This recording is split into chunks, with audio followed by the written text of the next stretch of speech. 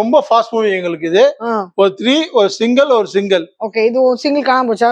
Delivery போயிடுச்சு. அவ்வளவு comfort நல்லா இருக்கும். ஜஸ்ட் உட்காந்து பாருங்க நீங்க. அந்த பெண்ட் பாத்தீங்கன்னா அவ்வளவு சூப்பரா கொடுத்து போகுது.